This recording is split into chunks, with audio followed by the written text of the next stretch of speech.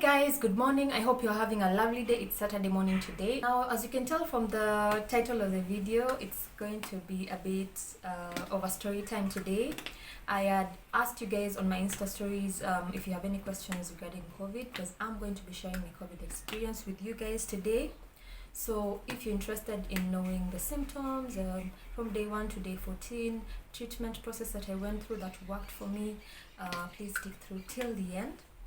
I've been conflicted a lot about doing this video. It's taken me such a long time consulting with my friends and family on whether I should do it or not, because guys, you do know that this comes with a lot of stigma, and I would not want the world to know that I went through this whole process. But my mom advised me to do so that I can, educate a couple of people out there and also share my story with you guys. Maybe it's going to help someone, a few people, give hope to someone out there who's battling it right now as I am doing this video, or as you're watching this video.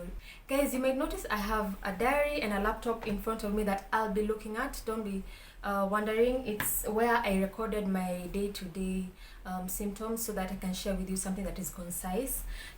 So guys, this whole story started from the search of a nanny. You know very well, guys, that in December nannies normally go for Christmas, and some come and some don't come back. So I actually had chosen to look for a new nanny, and I have a friend who has a nanny that comes from a country nearby. So I told her about it, and she told me she's going to ask her nanny to help look around for someone who would need to get a job here in Kenya, and that they can come with. So her nanny went for Christmas, and while she was coming back in January, we were hoping she would get someone to come back with.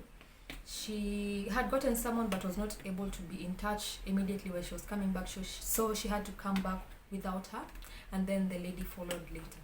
So the thing is, at that period of time, there was elections in that country. So there were a couple of hurdles with travel and lockdown and all that. So guys, the nanny came, stayed with us for a week, and I noticed in that week that she was coughing a lot and she had flu symptoms. And my first instinct was flu. I didn't want my son to get flu because when he does, it becomes a headache for me. He doesn't want to take meds. It's a fight. He normally has clogged nose, and it becomes a hurdle to just get the mucus out of his nose. Spray that thing and pull it out. I don't like seeing him in agony, so I don't like it. So I avoid as much as possible for him to get flu. It was that season that was rainy for a week or two, so most people were having a flu here and there. So it didn't come as COVID. So what I did, I told her to get a handkerchief and be coughing in the handkerchief and not cough into thin air. So unfortunately, there's a point when I was, training her in the process, I noticed that she was coughing and she was not closing her mouth, and she was feeding the baby. So from that time, I was sort of furious, and I told her, hey, if you cannot cough inside, on a handkerchief or on a tissue and dispose it, it's either you be isolated for a while because you have a travel history, or you wear a mask. So, but to make it a lot easier, I told her we will all wear a mask. Also discussed it with my family, and because the baby cannot wear a mask, of course, so the rest of us were wearing masks because of that situation. LeBron started having flu symptoms. He was coughing. He had clogged nose. All the symptoms that you can think about that are related to flu. So at that point in time, I was just trying to battle the flu. So we had Benylin in the house we were giving him. We had Calpol that we were giving him when the fever was going up and down, the usual flu kind of thing for kids.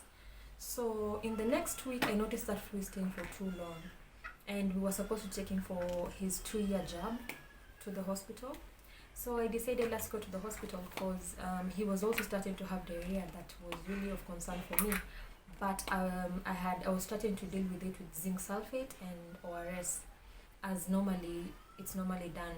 So when we went to hospital, I talked to the doctor about his flu and that it stayed for a while and he's having diarrhea. So the doctor gave me antibiotics telling me about an infection that he might be having. So he gave me Zinat, and then he gave me a painkiller that would deal with the fever as well, and an antihistamine. We came back home and things were okay. So on Sunday, actually that day when we took the baby, it was on a Sunday. We dropped the baby and then I went for the chama meeting. So guys, as I was saying, I entered the chama and guys were not wearing masks. And I was asking them, guys, why are you not wearing masks? And they were telling me, Hakuna corona. There's no way we can give each other corona. We are family. Sunday ended, Monday came. Guys, if you know, I've been trying to do 2 videos in a week. So I upload on Wednesday and Saturday. So my Wednesday videos, I normally shoot them on Monday. And then my Thursday videos, I shoot them on my Saturday videos, I shoot them on Thursday, so I can edit them on Friday and upload on Saturday. So Monday was a shooting day for me. I was meant to do a fridge organization vlog, cleaning and doing fridge organization on Monday. So I woke up feeling like I don't have that energy at all. I set up and looked through the whole process around the kitchen and I felt so tired. I just could not go on. So I postponed that and said I'll do it on Tuesday. So what I felt on Monday was this. I woke up feeling so much of headache and body aches. You see, like when you're having malaria and you feel like your joints are aching and you're having dungwa in your body, your system. So I was feeling that. And then my voice, my throat was sort of dry and my voice was cracky. Then I was having some pain on my neck here going up. My back was also aching and my chest was slightly aching. My ribs were slightly achy. Now, my first instinct was I need to change the pillows I'm sleeping with. I need to change the fiber pillows and get an orthopedic pillow because of my back issues. And then also I was also complaining about the mattress because I've been having backaches for a couple of times before that, but it wasn't consistent. So I saw now it's starting again. So I was complaining about the bed and the pillow. So when I went ahead and took painkillers, I took tea. It didn't go away because I'm an addict of tea, and when I take tea, ideally my headache goes away, my migraine. It didn't go away, so I took action and I took Good Morning tablets for the throat. So I'll explain why I took Good Morning instead of Strepsils, but we bought both Strepsils and Good Morning. So Good Morning worked well. My voice, the throat stopped being, cracky, stopped being tight, and then the crackiness stopped so I could be able to speak well. So that's day 1 for me. When I took the action, I felt relieved for a minute. My head felt better and the pains were a bit subsided. So I decided instead of wasting that time, let me do a decluttering video. I have one extra room that I was intending on doing a baby makeover video for with Agatha. Earlier we had planned this way earlier. So we were planning on going to Gikosh, which we also shot the video, and it's before this video. We were planning on going to Gikosh to get the makeover stuff for beddings and stuff for the baby. So the idea was to declutter, do shopping, come and shoot the video afterwards. So as I was decluttering the room, I felt my eyes were hot, and you see, like when you're in the sun, you're dehydrated and you feel your eyes are heavy and they are aching. That's how I was feeling. And then my back was extra aching and my head started aching again. So I figured and I was feeling dizzy and felt like vomiting. So it was almost lunchtime. So I figured let me just lay. I drank some more water, and then I lay kidogo on the bed. I felt like it's some flu symptoms, so I was like, my flus normally get off on the extreme end. For me, I'm not that kind of person who has a mild flu. My flu uniangusha, so I decided let me just lie kidogo and then we see how things go. I slept at that time. I didn't have lunch, so I ended up waking up at 6. At 6 p.m. I woke up and I felt even worse. I felt like the headache is too much. You see, it's not like headache from the back or anything like when you've had your hair plaited. It's different. It's this kind of headache that is aching from here, from your temple, ukumbele, your forehead area, and then the eye is heavy and achy as well. That is the kind of pain I was feeling. And then my ribs were aching, my back was aching, and now I was really feeling the urge to cough. So I was coughing, once or twice in a couple of minutes. So guys, when I had those symptoms and they're not going away, I felt scared, and I am normally that paranoid mom.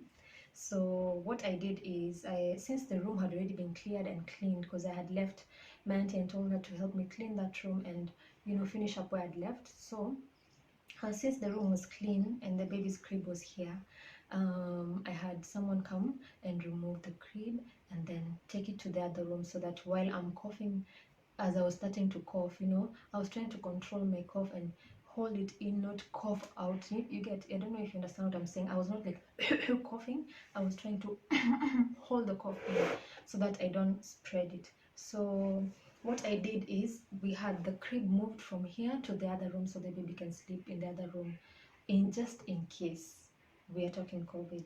Yeah, so the baby's bed was moved to the other side. It was sanitized with jig on the handles, Nini on the sides, and the beddings were changed just in case I had held the bed. Nini in the morning, was when I was trying to get him off of the bed, everything was sanitized, the mattress was sanitized so that he can sleep in a fresh room, clean and free from any bacterial contamination. Guys, this is day one and I already have a bad feeling about this, but nobody is believing me. So I've already told everyone in the house to wear a mask. I got this box of masks. This is the second one. So everyone in the house was wearing a mask except the baby. So guys, you see, the thing that people don't understand, that it's just, people say it's just a flu like any other. It's a flu that is contagious, and the hardest part about this whole thing is,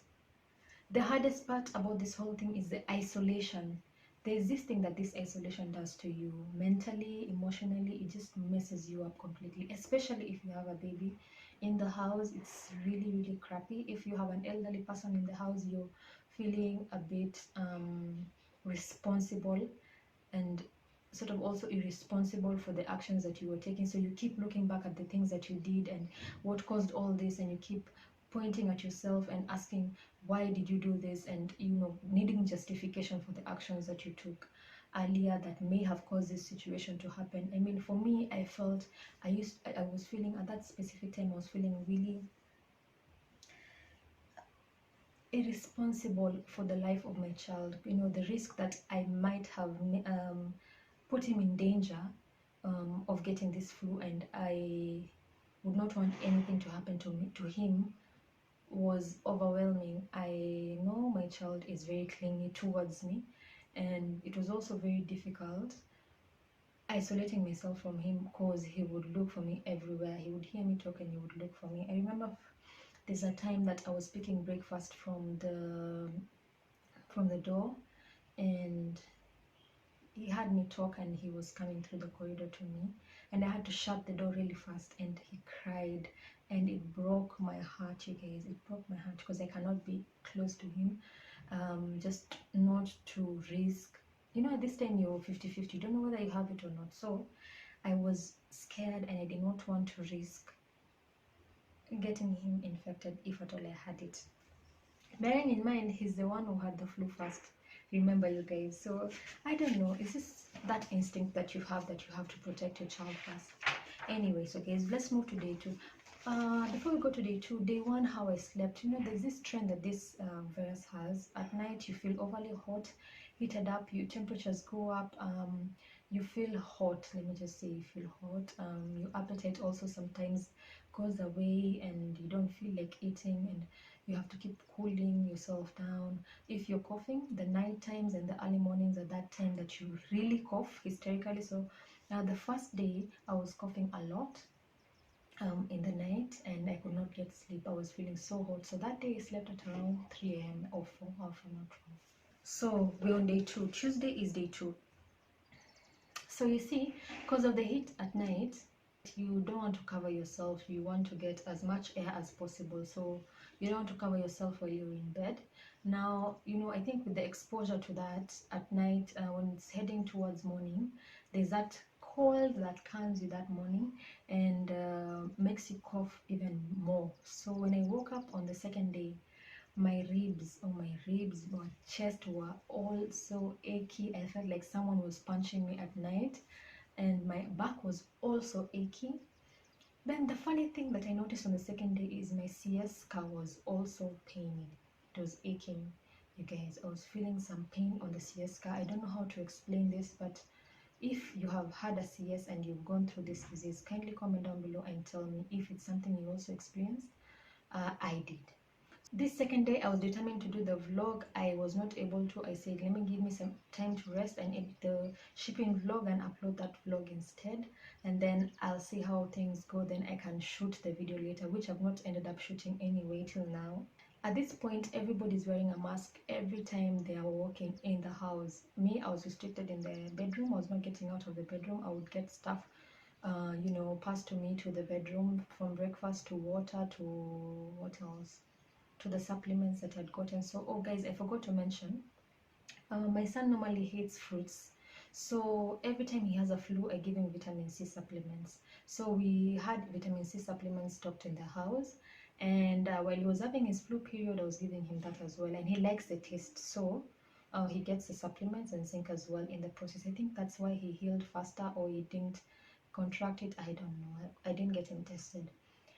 But we had vitamin C supplements in the house, so I was taking that continuously. It's normally a tablet a day, 1000 mg. So we had that. I was taking that. We had water. I had water also in the bedroom. I had also instructed the auntie to make dawa. So lemon water, honey, ginger. I bought honey and put it in the room. So it was in the thermos. So every day I would have a thermos of dawa, water in a bottle, and then I would have my vitamin C tablets there. So this second day, I consulted with one of my cousins who had this flu, and this thing. And then I asked her what she would recommend, because I was feeling my eyes were still hot, and I was feeling that internal temperature from inside. So she told us to get some med called Parafast. I'm going to show you how it looks like later up here, Parafast. So we couldn't find Parafast around my area at the chemist, so had to get someone in town who's coming from work to bring Parafast from a chemist in town, and they got it, and then they brought it to us, a pack of five boxes of Parafast, just in case you would need to use them longer. That medicine is perfect, you guys. The moment you take it, your headache and the fever discomforts go down, and I love the effect that it gave. But I tried not taking it too much. I just tried to drink water, take little Parafast, and you have so many things to take in the process. You must take fruits, you must eat well, you must take your vitamin C, must take your zinc, you must take now that Parafast. So you're trying not to overdose on the meds a lot, and just try and let your body handle the whole situation. So in my head, I just feel like this thing is with us. Honestly, I just felt it. My instinct just told me. Guys, another thing that I felt was anxiety.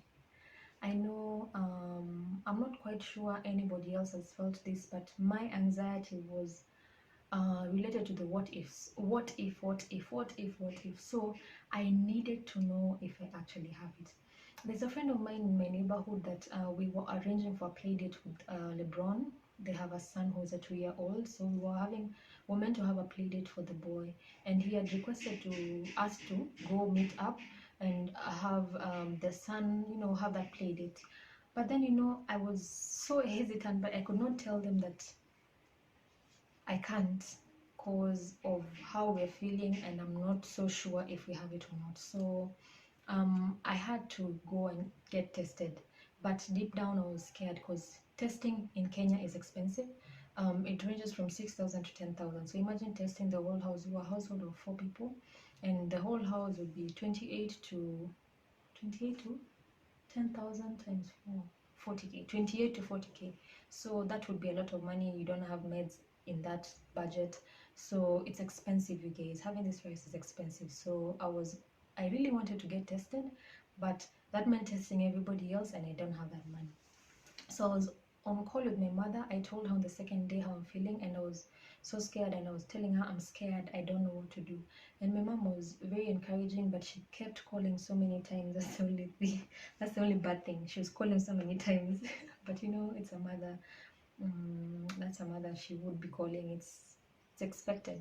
So she was calling so many times, asking me, how are you feeling? I've called someone, they've told me this is how they felt in Nini, this is what you need to do. So in the process, I would cough a lot and she would hear me cough. And I was telling her my chest is achy sana because I'm not coughing out, I'm coughing, but I'm trying to withhold the cough. So when I'm sleeping, it kind of has that effect on my chest because I'm trying to, I don't want to out, if you get what I mean. So my chest became painful, my chest muscles also were painful. So I had a feeling, I mean, she had a bad feeling about it, and she was telling me, you know, it affects the lungs, you have to go get checked.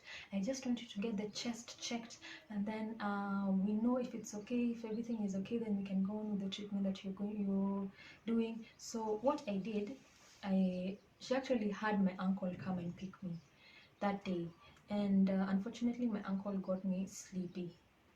Not sleepy, but he got that I've slept. He didn't know the exact house that we live in, so he waited, kept calling, no one is speaking, and went.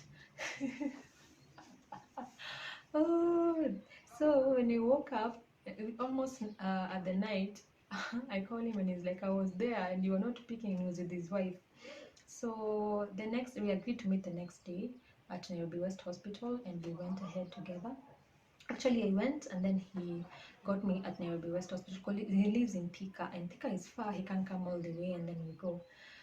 So when driving there, when you're not feeling okay, it's not advisable. So it's best you have someone with you. Now, one thing I want to appreciate my uncle with is because he was really encouraging me. I was telling him I feel I have this thing, and he was telling me, no, you don't have it. It's a normal flu. Don't take it like you have it. He was trying to encourage me a lot, and I was asking him, why are you guys coming to us? Because you know, don't you feel like we might infect you? And he has 4 kids. I was asking him, don't you feel like we might infect you, and then you go ahead and infect your kids? It's going to be a disadvantage for you guys to come to where we are. And my uncle was like, no, you're my daughter. I will not be ashamed of coming to pick you. I'll not be ashamed to come visit you. In case of anything, just call me. I felt so good about it. But you know, in the process, I went to the hospital, and then I had a CT scan for my chest, and they told me I had an infection for the chest, and I was like, okay. So they gave me meds, antibiotics, and a couple of more meds that they gave me. I'll share with you the names of the meds or the pictures so you can be able to see those meds that I was given for the chest infection that they saw in my chest. I also talked to the doctor. The doctor told me she also had COVID, and she told me how she dealt with it and the treatment process for her. I asked her if I can bring my son for testing, and she said no, don't bring the boy here for testing because it's hell here, and they normally do it at the extreme end. So she told me the treatment to take my son through and make sure he's on the zinc and vitamin C supplements and gets vitamin D. If I can be able to get vitamin D supplements, well and good, but we just go out in the sun and make sure he gets as much sun in the morning and in the evening as possible. So I was like, okay. So then she told me the kids' immune system is better, fights better to this virus than the adult one. So she told me she told me to concentrate more on myself, but I make sure the baby is on that routine so that he also is healing as we are also healing. So I was like, okay. So she told me I must get tested because I'm there because of they gave me a paper while I was coming in. When you enter Nairobi West Hospital, you're taken to a specific screening place, and you're told to take any symptom you have before you go ahead and enter the hospital. And everything in that list I had, so I was just taking yes. And she told me I must get tested, and I got tested. I did the antigen test, the rapid antigen test, and because it's faster, it was supposed to come. The results come in 1 hour, and it's a cheaper one compared to the PCR. It's called PCR test, I think. Got inserted that thing in my nose, did the test, and they told me to wait an hour. It was already 5 p.m. So my uncle and I decided. We gave them my email address and told them we'll be dealing with traffic coming back, so you can send us the results in the process because we are coming from far. So we're on the way with my uncle, and then trying to talk here and there. And guys, there's something I told my uncle on the 3rd day. This is a 3rd day now. We've moved to the 3rd day. Sorry, I forgot to mention that. On the 3rd day, I lost my sense of taste and smell. What happened in the morning? We had eggs and bread and tea for breakfast. And funny thing is, I could not smell the eggs. I couldn't tell that eggs is being prepared. so I couldn't smell it. And when I was brought in the room, I could not taste the bread or taste the egg. It's not like you're not tasting flat. You cannot identify. If you close your eyes, you cannot identify the taste. You can't tell this is eggs. You can't tell this is bread. Like, you cannot identify a specific taste to whatever you're eating. So that morning I could not. So I told that to him, and he was scared. I'd carried some grapes to be eating while we are there, and I was telling him I can't feel the taste of these grapes. He's telling me, yeah, these things are too sugary, I don't like. And me, I'm telling him I can't feel the taste. Me, I'm just feeling like I'm taking watery things. Utter oranges, I could not feel the taste of oranges while I'm eating it. I just feel like I'm taking something that is munchy, chewy, and has watery taste to it, but I could not identify what I'm eating. So he got scared. And I was like, you see, so I have to keep wearing my mask around you, I have to keep sanitizing around you because I just feel like I have this thing. So while my uncle was dropping me at the parking lot,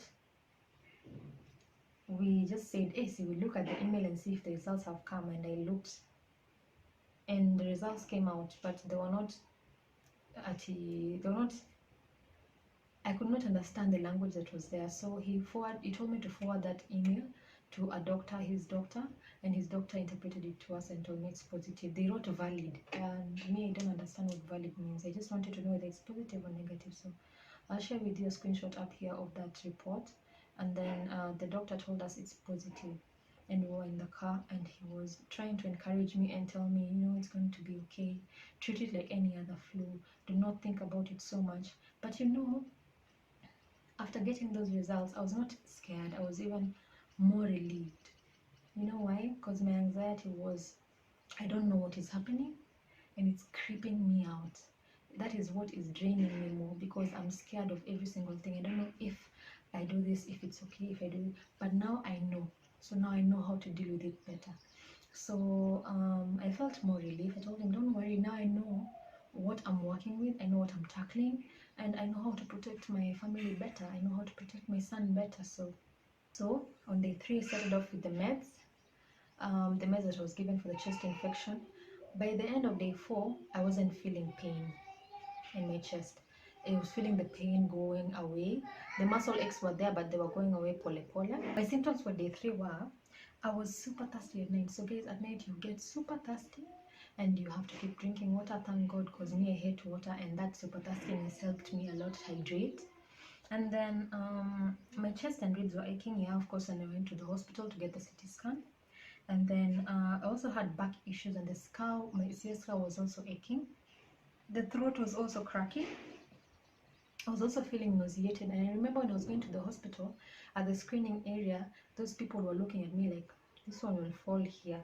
There's a guard who actually moved away from me for a bit because I'm coughing, I'm wearing a mask, and everything in that paper of mine is tipped yes. So I was feeling nauseated, I was feeling like vomiting, and before my uncle came, I was just feeling like, oh my God, the stigma is real, and I've not even gotten my results. I mean, Nairobi West Hospital at this moment has a section for COVID, and most people are going to get tested there. So everybody will be suspecting anyone who looks like they have the symptoms and they're coughing. Coughing is one of the reasons why, one of the symptoms of COVID. My body chills were so pronounced on the 3rd day. Body chills, my eyes were still hot and achy. This is a time when I was having my emotional breakdown was on its peak before I got tested and started relaxing my muscles a bit. And also I've mentioned I had noticed.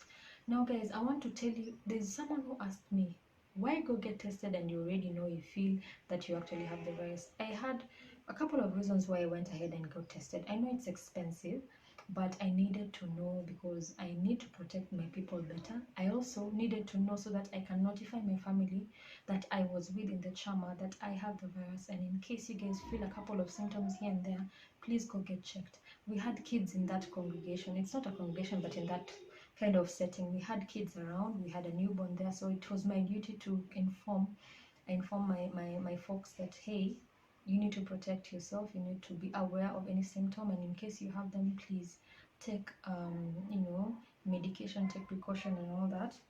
Also, because of my son's play date, I did not want to keep I did not want to expose the other baby to anything, so I wanted to be sure. If I had it, obviously my son has it, because my son is clingy and touchy, and we would hug, and I would he'd be all over my face. So I knew he might have it, so I did not want to expose Rich.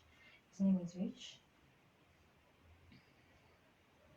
So another reason that I did is because I felt that knowing would give me less anxiety and would make me calm down better and be able to deal with what I'm doing with the treatment better.